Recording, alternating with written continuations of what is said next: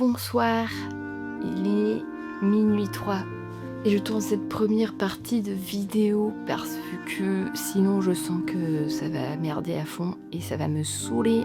C'est ça quand on achète 12 000 livres. Mais je pourrais être addict à la drogue. La drogue est un fléau qui sème la mort et la violence. Donc voilà, franchement, ça va. Donc c'est un book haul pour le mois de mars et de mai. Parce qu'en avril, je n'ai rien acheté. Voilà, je suis un peu fière de moi, j'avoue. Donc, j'ai acheté au mois de mars The Born Season de Samantha Shannon aux éditions de Saxus. Voilà. Magnifique jaspage de toute beauté, vous pouvez le constater.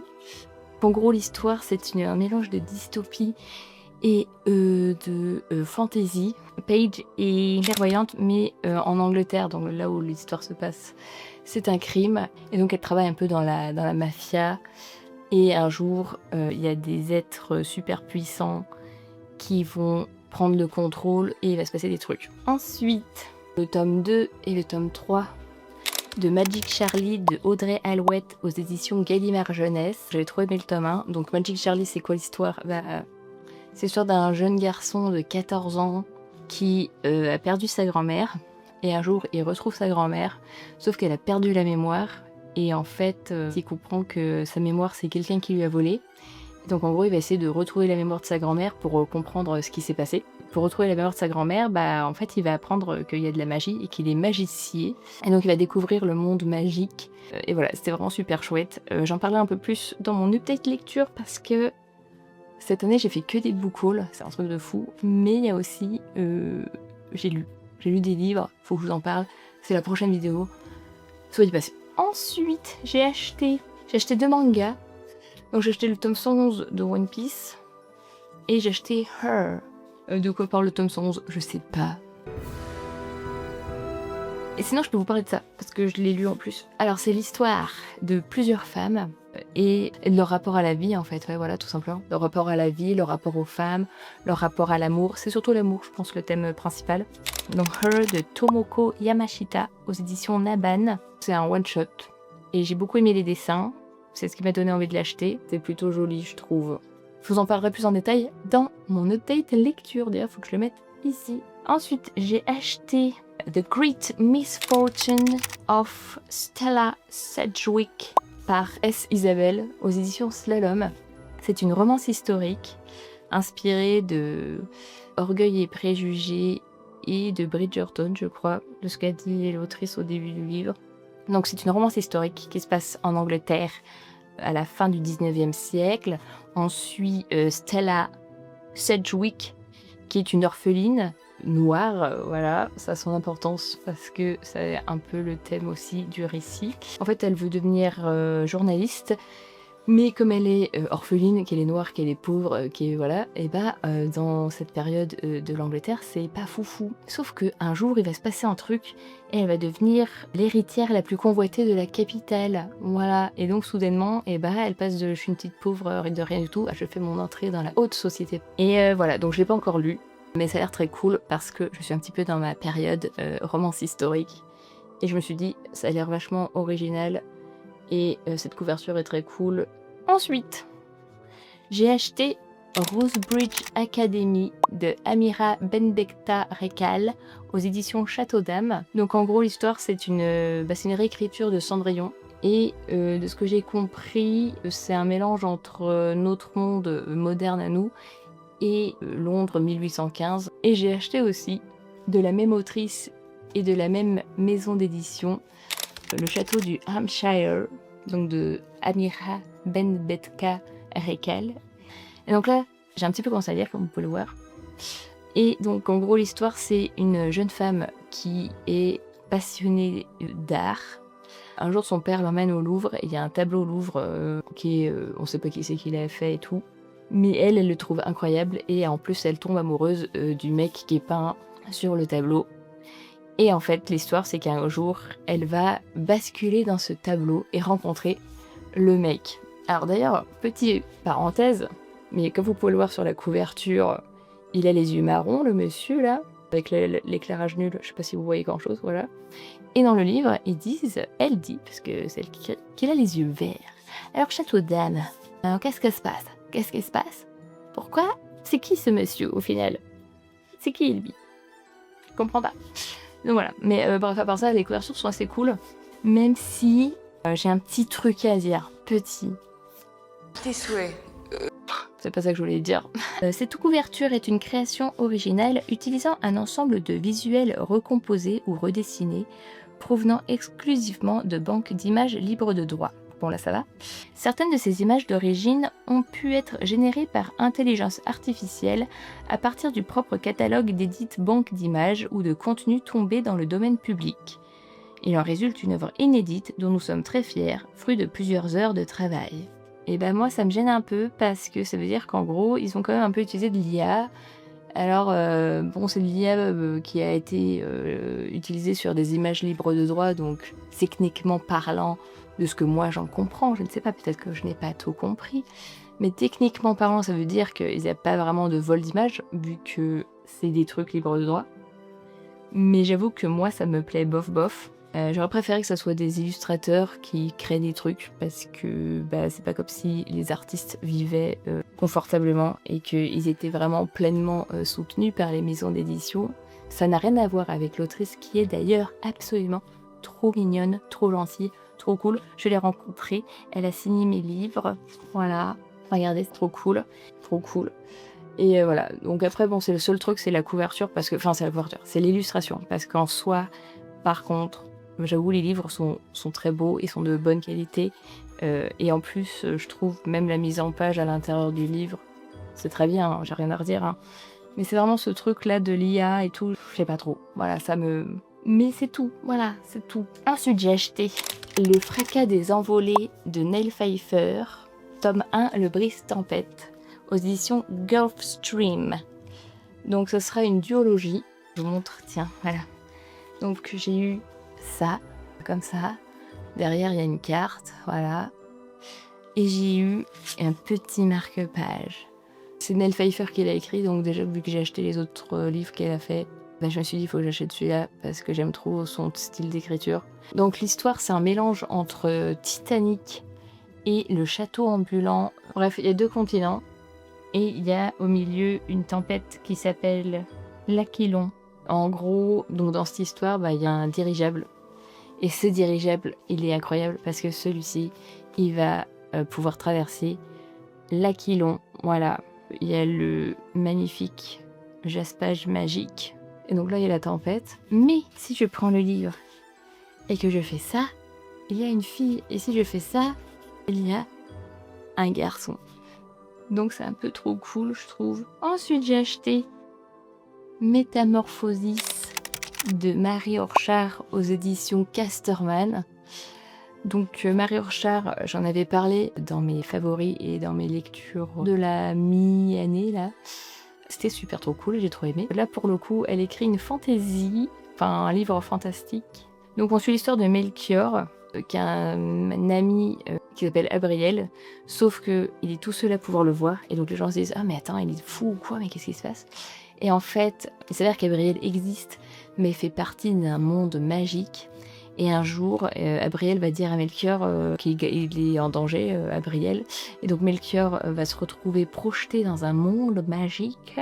Et donc il va essayer de sauver Abriel et peut-être en fait même ce monde magique dans sa globalité. Voilà, je crois. Parce que je n'ai pas encore lu, évidemment.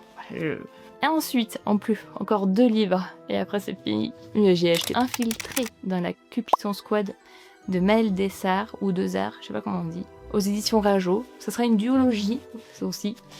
En gros, l'histoire, c'est Rebecca. Elle a quitté son copain parce qu'elle sait qu'elle se fait tromper, donc elle le largue. Sauf que bon, bah, malgré tout, elle est quand même triste et tout. Donc elle demande à sa meilleure amie de rester avec elle pour la réconforter. Et au dernier moment, la meilleure amie, donc Beth Sabé, elle s'appelle, elle lui dit non, c'est pas possible, je peux pas rester finalement parce que ça, il y a une autre copine, là, j'ai une copine, elle a vécu un drame et tout, elle a perdu quelqu'un qui lui est cher, elle a besoin de soutien. Donc je vais aller la voir, mais après t'inquiète, bon là, si ce soir on peut pas être ensemble, demain on pourra et tout, ça sera trop cool et machin machin. Et au début, elle dit ok, bon, bah d'accord, je comprends et tout. Et au bout d'un moment, elle se dit, mais fais chier en fait. T'as fait dit que tu passais du temps avec moi, donc merde. Et donc elle se dit, bah je vais aller la chercher. Donc elle la suit. Et en fait, à ce moment-là, qu'est-ce qui se passe? Et bah Bethsabée et les autres, elles sont en boîte de nuit. Et là, elle voit sa copine sortir un arc avec une flèche et tirer sur un mec. Et elle se dit, mais what the fuck, c'est quoi ce bordel et tout? Et en fait, elle apprendra que Bethsabée, elle est Cupidon. Voilà. Et enfin, le dernier livre, La Maison des Feuilles, de Marc Z. Danielewski, aux éditions Monsieur Toussaint Louverture. En gros, l'histoire, c'est une famille qui s'installe dans une maison en Virginie. Et au début, ils se disent, bon, bah c'est cool. Sauf que rapidement, ils comprennent, enfin, ils se rendent compte que la maison est plus grande à l'intérieur qu'à l'extérieur. Petit à petit, la maison, elle évolue, il y a des portes qui apparaissent, qui disparaissent, des murs qui se décalent. Et un jour, il y a un couloir qui apparaît et qui a l'air sans fond. Et Will, il s'appelle Will, je crois, c'est le père de famille, décide de savoir ce que c'est ce couloir et un peu ce qui se passe dans cette maison, quoi. Voilà. Et par contre, le truc particulier avec ce livre, c'est sa mise en page. Par exemple, on peut des fois trouver des pages comme ça, voilà, avec 3 pauvres mots, là, voilà, ou des trucs comme ça, voilà. Bon, il y a évidemment des trucs normaux, pardon. Ça a l'air trop cool, ça fait longtemps que j'en entends parler, et j'ai bien envie de tester l'efficacité prouvée de Viveldop, pas du tout.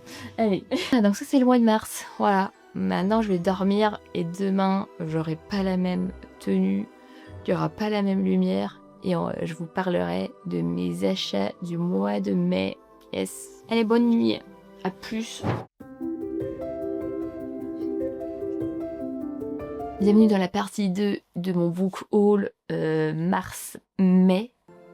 On voit plus. Ah oui, on voit plus. Donc ne tirez pas sur l'oiseau moqueur de Harper Lee aux éditions Le Livre de Poche. Donc ça part d'un père célibataire qui élève 2 enfants. Il est avocat et il est commis d'office pour défendre un noir accusé d'avoir violé une blanche. C'est un livre qui est publié dans les années 60. Donc on est en pleine lutte pour les droits civiques des Noirs aux États-Unis. Et donc c'est un classique vendu à plus de 30 millions d'exemplaires. Et donc je me suis dit, il faudrait que je le lise parce que ma culture. Ensuite, j'ai acheté Un été aux bulles de soda de Sawako Natori. Alors, ça parle de quoi? Ça parle d'un book club et ça parle de gens qui travaillent en librairie. Mais ouais, donc l'histoire en gros, c'est Fumiya rejoint l'équipe de la librairie du vendredi. Donc il y a Sayo qui décide de faire renaître le club de lecture du vendredi et pour y parvenir, elle veut faire appel aux anciens libraires. Mais pourquoi on parle de Fumiya? Jin, le créateur du book club, a disparu et on sait pas pourquoi il a disparu. Et à l'occasion de ce que je comprends, hein, parce que ça se trouve je dis de la grosse merde, sachez-le, à l'occasion donc de cette résurrection de book club, et ben, il se pose des questions sur Jin, comment il a disparu, pourquoi, comment, tout ça. Et donc le petit commentaire à la fin, c'est en gros secret enfoui, lien à réparer et moment de partage autour de plats savoureux nourrissent un récit lumineux et réconfortant, ode à l'amour et au pouvoir de la lecture. Voilà, et moi je me suis dit, trop cool, ça a l'air beaucoup trop chouette. Voilà. Ensuite, j'ai acheté ce petit livre, donc aux éditions La Table Ronde, avec le soutien Fondation La Poste. Donc c'est 2 sœurs, de ce que j'ai compris, donc Vanessa Bell et Virginia Woolf, et qui se sont échangées des lettres. C'est un résumé de toutes leurs lettres et de tous leurs débats qu'elles ont eu sur plein de trucs, quoi. Et vu que Virginia Woolf, c'est quand même une autrice assez proéminente, est-ce que c'est le terme? Je ne sais pas. Mais une autrice très importante de la littérature américaine, je me suis dit, pourquoi pas. Ensuite, j'ai acheté Le Prince enchaîné de Caroline Wood, plus connue sous le nom de Caroline Pfeiffer, aux éditions Addictasie. Donc c'est une dark romantasy. Alors dark romantasy dans le sens dark fantasy avec un peu de romance, je crois. J'espère. Pas une dark romance avec un peu de fantasy. Parce que si c'est le cas, ça va pas le faire. Le roi Cristiano Queen qui fait du prince silvérien Hyacinthe Cialta son esclave sexuel. Et 10 ans plus tard, brisé par la tyrannie, ce dernier n'attend plus rien, il a accepté son destin.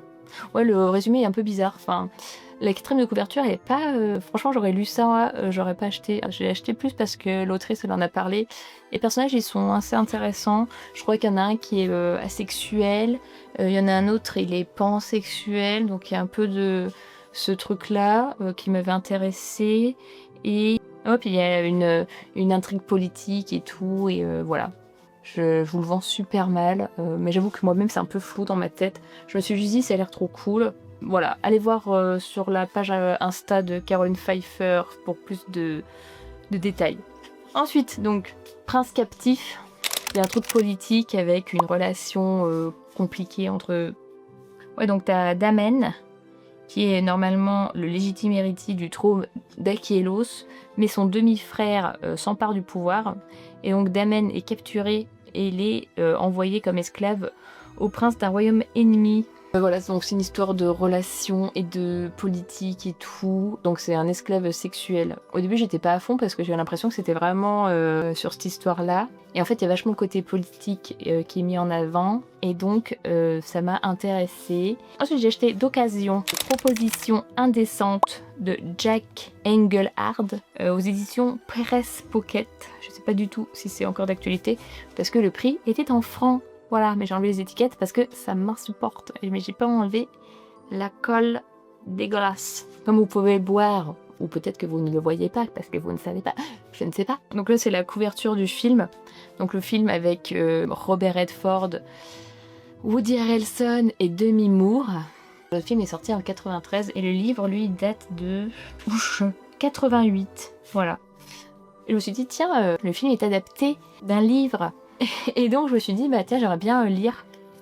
Et je me posais la question de savoir si c'était pas l'origine de tous les milliardaires qu'on voit partout en romance. Alors l'histoire c'est un couple qui veut construire leur maison, sauf qu'à un moment donné ils ont plus les fonds pour construire leur maison, donc ils vont à Vegas jouer pour gagner des sous.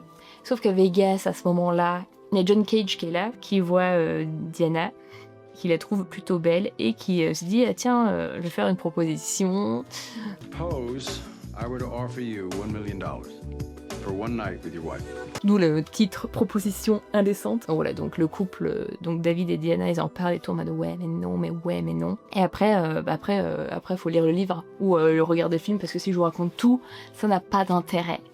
Donc voilà, et donc je voulais savoir si le livre était différent du film, voilà. Ensuite, j'ai acheté Une chambre à soi de Virginia Woolf aux éditions Le Livre de Poche. C'est un essai sur les femmes dans la littérature. Virginia Woolf interroge toutes les constructions historiques, économiques et sociales qui au fil des siècles ont empêché les femmes d'écrire, de penser et de créer avec les mêmes libertés que les hommes. Voilà, en gros c'est ça.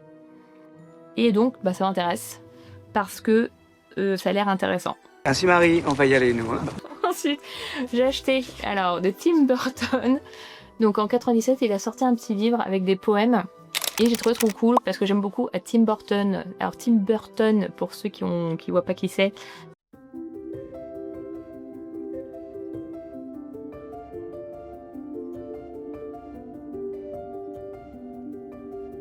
donc voilà, pas mal de films très cool que j'ai vus et que j'aime bien aimer. Et là donc c'est un petit livre. Alors je le trouve super cool parce que il est bilingue, c'est-à-dire que par exemple voilà, il est bilingue et il est illustré. Donc là on a l'anglais, là on a le français. Et là on a des petites illustrations faites par lui-même. Vraiment c'est super cool, ça se lit super bien, voilà. Différents trucs, voilà, il y a des couleurs, des fois il y a que du noir et blanc. Et vraiment j'ai trop aimé parce que bah, j'aime beaucoup ce que fait Tim Burton.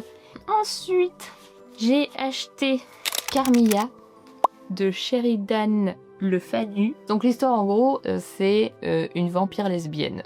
Donc ça avait l'air cool, donc j'ai acheté ça. Ensuite, j'ai acheté la duologie. Voilà. Donc Noblesse oblige, et tome 2 c'est Liberté oblige, de Maïwenn Alix aux éditions Slalom. Alors c'est une dystopie. Et l'intrigue, en gros, c'est qu'il n'y a jamais eu la révolution de 1789 n'ayant pas abouti. Ah bah non, ou elle a eu lieu, mais ça n'a pas fonctionné, quoi. Et donc, la France est dirigée par Louis XXI pour que les gens restent à leur place.